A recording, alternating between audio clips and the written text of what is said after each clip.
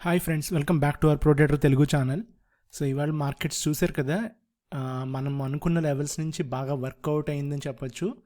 And especially Nifty మీరు కనుక చూస్తే అంటే రోజు వర్కౌట్ అవుతుంది, ఎందుకంటే మనము ప్లాన్ ఏ, ప్లాన్ బి కాదు, ప్లాన్ సి కూడా ప్లాన్ చేసుకున్నాం కాబట్టి ఆబ్వియస్గా వర్కౌట్ అవుతుంది. బట్ ఎవరి రిస్క్ రివార్డ్, ఎవరి క్వాంటిటీ సైజ్ బట్టి వాళ్ళు ప్లాన్ చేసుకోవాల్సి ఉంటుంది అనమాట, అంతే. ఒక లాట్ తీసుకునేవాడు ఒక లాట్ తీసుకుంటాడు, 10 లాట్స్ తీసుకునేవాడు 10 లాట్స్. బట్ కెపాసిటీ అంటే నా దృష్టిలో ఏంటంటే అది నేను వేరే సెపరేట్గా ఒక వీడియో స్పెసిఫిక్గా చేస్తాను ఫ్రెండ్స్. ఈ ప్రాబ్లీ వీకెండ్ పొజిషన్ సైజింగ్ చాలామంది చెప్తారు, కానీ నిజంగా పొజిషన్ సైజు మన క్వాంటిటీ అనేది మన ఫండ్ మీద డిసైడ్ అయి ఉంటుంది అనమాట, కంప్లీట్గా మన ఫండ్ మీదే. ఆ రూల్ని చాలామంది నొక్కి చెప్పరు, బట్ నేను దాని గురించి ఒకసారి ఒక 10 మినిట్స్ షేర్ చేస్తాను, చాలా యూజ్ అవుతుంది అనుకుంటున్నాను. అండ్ కమింగ్ టు ఇదిగోండి, ఇది 15 మినిట్స్ టైం ఫ్రేమ్ కదా. సో క్విక్గా ఒక 5 మినిట్స్ టైం ఫ్రేమ్ చూద్దాం, ఓకేనా. సో 5 మినిట్స్ టైం ఫ్రేమ్ కనుక చూస్తే మీరు ఇదిగోండి 5 మినిట్స్ టైం ఫ్రేమ్ చూడండి. నేను చెప్పాను కదా మీకు, అయితే మనకి అప్ మూమెంట్ ఉంటుంది, లేదా డౌన్ మూమెంట్ ఉంటుంది, లేదా కన్సాలిడేషన్ ఉంటుందా అని. కానీ మనకి వీడు side ways to up trend అనేది మనకి ఇచ్చాడు, ఓకే. అండ్ సస్టైన్ అయ్యాడు నిఫ్టీ, అవునా. బ్యాంక్ నిఫ్టీ ఏమో దీనికి రివర్సల్లో మనకి, అంటే నిఫ్టీ ఈజీగా మనకు ఒక 100 పాయింట్స్ అయితే రావడం జరిగింది. అందుట్లో మనం 50 పాయింట్స్ క్యాచ్ చేసినా కూడా వర్కౌట్ అయినట్టే, based upon lot size, okay. And bank నిఫ్టీకి వచ్చేసరికి మట్టుకి మనకి ఇదిగోండి, నిన్న మీకు నేను బ్యాంక్ నిఫ్టీలో చెప్పాను కదా, 15 మినిట్స్ను 2 టైం ఫ్రేమ్లు తీసుకున్నాం మనం. ఇదిగోండి, ఇది కిందకు వస్తుందని చూపించాను కదా మీకు, నిఫ్టీ బ్యాంక్. అలాగే 15 మినిట్స్ చూద్దాం. ఇదిగోండి ఫ్రెండ్స్, ఒకసారి చూడండి. ఇదిగోండి, ఈ గ్యాప్ అయిన తర్వాత ఇక్కడ కొంచెం అదిగోండి, ఇక్కడ నుంచి మీరు తీసుకోండి. ఈ గ్యాప్ ఫిల్ అయిన తర్వాత దాదాపుగా 50,400 నుంచి 50,000 ఎంతవరకు వచ్చాడు.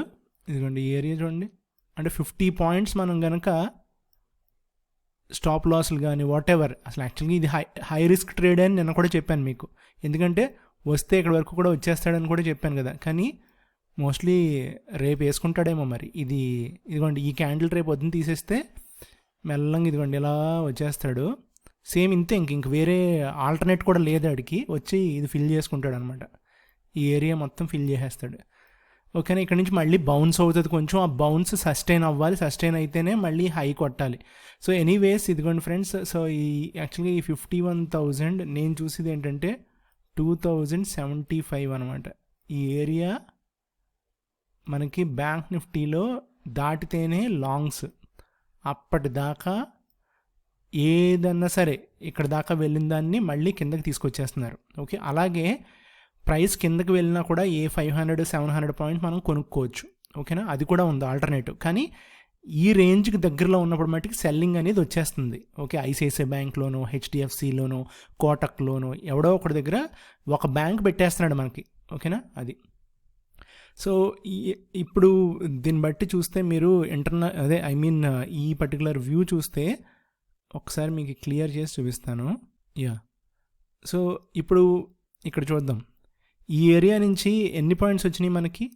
అంటే నేను పర్సనల్గా ట్రేడ్ చేశాను కాబట్టి, అంటే ఆర్డర్స్ మార్నింగే పెట్టేసాము, బట్ అంతసేపు ఉండాల్సి వచ్చిందా అంటే లేం, యాక్చువల్గా లైవ్లో తీసుకోవాల్సి వచ్చింది. సో చూడండి మీరు 200-300 పాయింట్స్ కదా సార్, యాక్చువల్గా అయితే 400 పాయింట్స్ వచ్చింది. 400 పాయింట్స్ ఉండి అంత సీన్ ఓపిక లేదనమాట. సో 150-160 పాయింట్స్ అనుకుంటా రఫ్లీ అక్కడ తీసేయడం జరిగింది. బట్ ఈ బౌన్స్ అయితే ఈ గ్యాప్ ఫిల్ నుంచి వచ్చింది, అది మనం నిన్న డిస్కస్ చేసుకున్నాం, ఓకే. సో నేను ఏం చెప్తున్నానంటే ప్లానింగ్ చాలా ఇంపార్టెంట్. ఏ పర్టికులర్ జోన్ నుంచి బౌన్స్ అవుతుంది మార్కెట్, ఏ పర్టికులర్ జోన్ నుంచి అలాగే ఫాలో అవుతుంది. అంటే మనకి షార్ట్ కవరింగ్ ఎలా ఉంటుందో ఇమీడియట్ ర్యాపిడ్ సెల్లింగ్ కూడా ఒక్కొక్క ఏరియా నుంచి జరుగుతుంది. ఆ సెల్లింగ్ జరిగినప్పుడు కంగారు పడకుండా ముందు రోజే కనుక మనము ఓకే ఇక్కడి నుంచి సెల్లింగ్ రావచ్చు అని మార్క్ చేసుకుంటే మనం ఆ జోన్స్ దగ్గర లాంగ్స్ తీసుకోం కదా. అలాగే ఈ పర్టికులర్ ఇక్కడ ఎవడన్నా బుద్ధున్నోడు, ఐ మీన్ జస్ట్ యూజ్ చేస్తున్నారంతే, ఎవరు కూడా తెంగరోళ్ళు అంటే తెలియని వాళ్ళు ఈ ఏరియాలో సెల్ చేస్తారు. ఓకేనా, ఈ జోన్ ఉంటుంది అనమాట, ఈ జోన్లో సెల్లింగ్ తెలియని వాళ్ళు చేస్తారు. ఇక్కడ ఆర్డర్స్ ఇంత బౌన్స్ అయినాయి కదా, ఇంత బౌన్స్ అయినప్పుడు ఇందుట్లో కనీసం ఒక జస్ట్ లైక్ చూపిస్తాను చూడండి, ఇది ఒక పెద్ద క్యాండిల్ అనుకుందాం. ఓకేనా, ఇది యాక్చువల్గా చాలామంది ఐ మీన్ మన లోకల్ వాళ్ళు కాదు, వాల్ స్ట్రీట్ గైస్ కనుక వాళ్ళు చాలామంది షేర్ చేసే ఉన్నారు నెట్లో, ఇది అంత ఇన్ఫర్మేషన్ ఉంది, ఇదేం కొత్త కాన్సెప్ట్ ఏం కాదు. సో ఇందుట్లో మనకి బేసిక్గా అంటే నేను పర్సనల్గా అబ్జర్వ్ చేసింది కూడా మీకు షేర్ చేస్తున్నాను. సో ఇలాగా బౌన్స్ అవుతుంది అనమాట ఇంత మార్కెట్. సో ప్రైస్ ఇక్కడికి వచ్చినప్పుడు, ఈ ఏరియాకి వచ్చినప్పుడు ఇది డిమాండ్ జోన్ అనుకోండి. ఓకేనా, ఇదంతా డిమాండ్ జోన్. ఈ జోన్లోకి వచ్చినప్పుడు ఈ ప్రైస్ ఎంత బౌన్స్ అవుతుంది కనీసం. సో ఇక్కడ నేను అనేది సెల్లింగ్ అనేది కరెక్ట్ కాదు అని చెప్తున్నాను.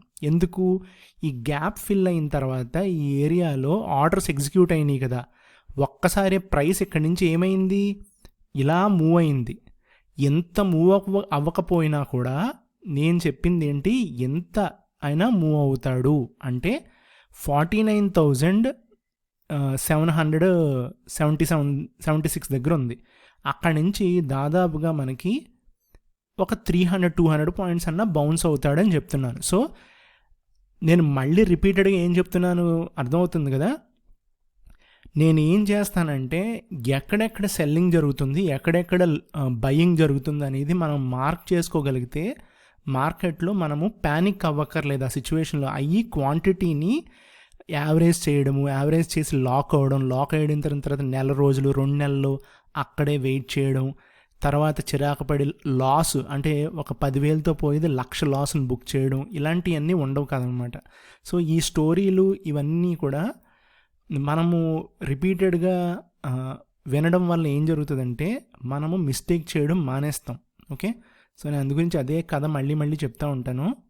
ఇదిగోండి, ఇక్కడ ఒక ట్రెండ్ లైన్ డ్రా చేసుకుందాం ఫ్రెండ్స్. ఓకే, ఈ ట్రెండ్ లైన్ ఓకేనా, ఒకటి కట్ అయిపోయింది కదా. సో ఇంకొంచెం లాంగ్ వెళ్దాం, ఎందుకు ఇది కరెక్ట్గా యాప్ట్ అనిపించట్లేదు. సో 90 days 60 minutes వెళ్దాం. ఇప్పుడు ఇదిగోండి ఫ్రెండ్స్, ఇక్కడ బ్యాంక్ నిఫ్టీ చూస్తున్నాం కదా, ఇది నేను ట్రేడే చెప్తున్నాను డైరెక్ట్గా, బ్యాంక్ నిఫ్టీ ట్రేడ్ కింద లెక్క ఇది, నేను మళ్ళీ సెపరేట్గా ఏం చెప్పను. సో ఈ లెవెల్స్ ఏవైతే ఉన్నాయో ఇదిగోండి ఇక్కడ ఉంది కదా ప్రైస్, ఇవన్నీ ఇప్పుడు present lower lows lower highs అన్నీ ఫామ్ అవుతున్నాయి కదా. నేను ఇందాక ఎంత చెప్పాను, 51,275. ఓకేనా, ఆ జోన్ మార్క్ చేసుకుందాం. ఇదిగో ఇదిగో. సో ఇక్కడ గ్యాప్ అనేది ఉంది. ఓకేనా, మీరు అబ్జర్వ్ చేస్తే అన్నీ కూడా కనపడతాయి. ఓకేనా, ఇదిగోండి ఇక్కడ గ్యాప్ ఉంది. ఈ గ్యాప్ దగ్గర డ్రాస్టిక్ ఫాల్ వచ్చింది ప్రైస్, చూసారు కదా. ప్రజెంట్ వీడు ఏం చేస్తున్నాడు, వీడు కన్సాలిడేట్ చేస్తున్నాడు ప్రైస్ని, చూడండి. ఓకేనా, సో వీడు స్టెప్ బై స్టెప్ కొట్టుకుని వచ్చి మళ్ళీ కన్సాలిడేట్ చేస్తున్నాడు, కొడుతున్నాడు, ఇలా చేసుకుంటూ వచ్చాడు. గత ఎన్ని రోజుల నుంచి వచ్చాడో చూద్దాం. వీడు హై ఎప్పుడు వేసాడు, రీసెంట్ హై 4th July వేసాడు ఫ్రెండ్స్. సో 4th July మనకి రీసెంట్ స్వింగ్ హై ఉంది. ఓకేనా, సో 53,293. మనం కరెంట్ ప్రైస్ ఎంత, 50,685. ఇక్కడ మార్క్ చేశాను కదా, ఇదిగోండి. ఓకే, సో ఇప్పుడు దాదాపుగా మనకి 2,300 పాయింట్లు ఉన్నదంటారా రఫ్లీ. Okay, 51,000, 52,000, 53,000, yeah something around that. Okay, so 2,500 points వేసుకుందాం. సో ఎంత ఫిల్లింగ్ ఉంది, ఇది మొన్నటి నుంచి కూడా వెయిటింగ్ ఉంది. ఓకే, కానీ అది ఎప్పుడు అవుతుంది, వీడు బ్రేక్అవుట్ అయ్యి ఇదిగోండి అయితే నిన్న మీకు ఇదే కదా చెప్పింది నేను. సో అల్టిమేట్గా ఇక్కడ మళ్ళీ తర్వాత మిమ్మల్ని మీరు క్వశ్చన్ చేసుకోకండి. అంటే ఐ మీన్ ఎవరైతే బ్యాంక్ నిఫ్టీ మీద ఇది నేను చెప్పి ప్రతి కాన్సెప్ట్ స్టాక్ మీద, ఇండెక్స్ మీద, కమోడిటీ మీద కూడా వర్కౌట్ అవుతుంది, అది సెపరేట్గా ఏమి ఉండదు. ఇక్కడ ఇదిగోండి ఇలా బ్రేక్ అయ్యాడు అనుకుందాం, మీరు బయింగ్లోకి వెళ్ళకూడదు. సో మనం బయింగ్లోకి వెళ్తే ఆటోమేటిక్గా మనం మిస్టేక్ చేసినట్టే అక్కడ.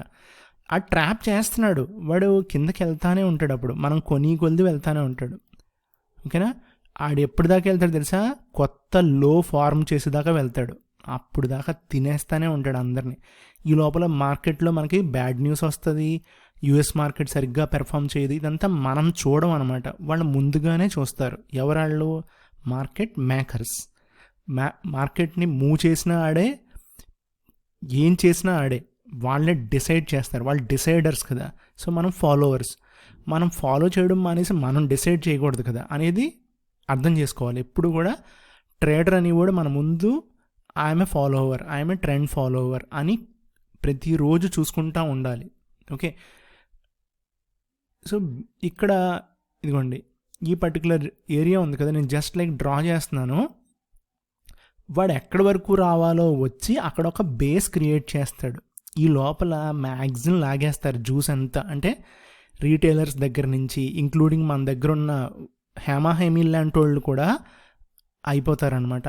ఈ లోపల మార్కెట్ అంతా గోల గోల గోల చేస్తూ ఉంటారు. ఓకే, ఆ 2 వీక్స్ నలిపేసిన తర్వాత బౌన్స్ ఇస్తాడు. ఆ ఇచ్చిన బౌన్స్ని మళ్ళీ మనకి ఒక్కొక్కసారి, నేను చెప్పేది ఇది జస్ట్ లైక్ ఏంటంటే, ఇన్ కేస్ మార్కెట్ ఇప్పుడు రేపటి నుంచే కరెక్షన్ తీసుకుని నెక్స్ట్ 2-3 వీక్స్ ఏమైనా తీసుకున్నా, అలా జరగదని అనుకుంటున్నాను ఇప్పుడున్న సిచ్యువేషన్కి, జరిగినా కూడా ఎంత ఫాల్ ఎలా వచ్చిందో అలాగే లేపేస్తారంటున్నాను, అర్థమవుతుంది కదా.